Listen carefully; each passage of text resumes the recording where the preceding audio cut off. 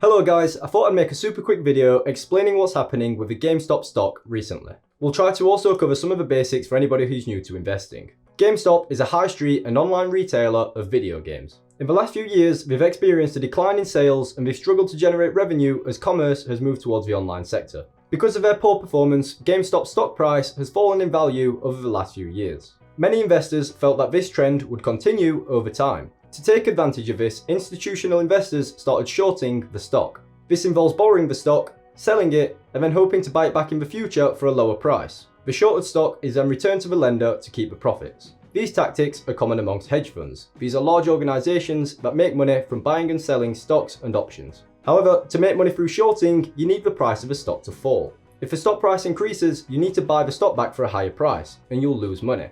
A few weeks back, the percentage of float stock that had been shorted was 139.57%. Now, you might think, how can you short more than 100% of a stock?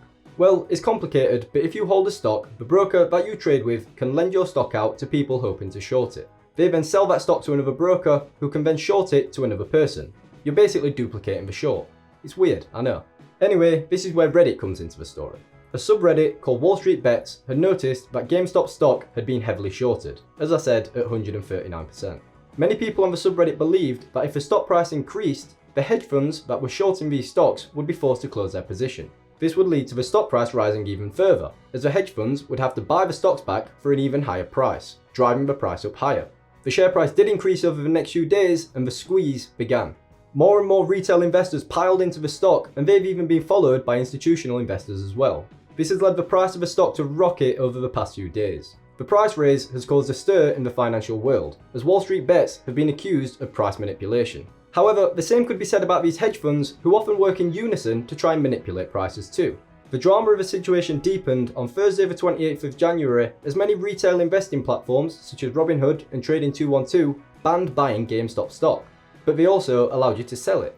Wall Street Bets and many other people have now accused these retail investing platforms of forcing people to sell the stock, which is kind of price manipulation. Now, there's no doubt that Wall Street Bets and other retail investors have had a huge impact on the price of GameStop stock. But as the situation continues, more and more of the price moves will be dictated by institutional investors. And when it comes to halting the trading of a particular stock, the financial services will need to determine whether that is fair practice. The iQinvesting opinion is that it seems kind of strange that retail investing platforms can just stop people from buying a particular stock. By doing this, they're causing the people who already hold the stock to panic and forcing them to sell. Yes, this may be a quick solution to the problem, but is it really ethical? Even if it is to protect investors, we have to ask ourselves, which investors are we really protecting? Will GameStop stock go to the moon? We'll just have to wait and see. And with that, make sure to subscribe to the channel and follow us on Instagram at iQinvesting UK for more stock market and investing based content just like this every week. Every like on the video makes a huge difference, so if you enjoyed the content, make sure to smash that button. We'd absolutely love to hear your thoughts on the GameStop stock and the current situation in the comments below. As always, thanks for watching.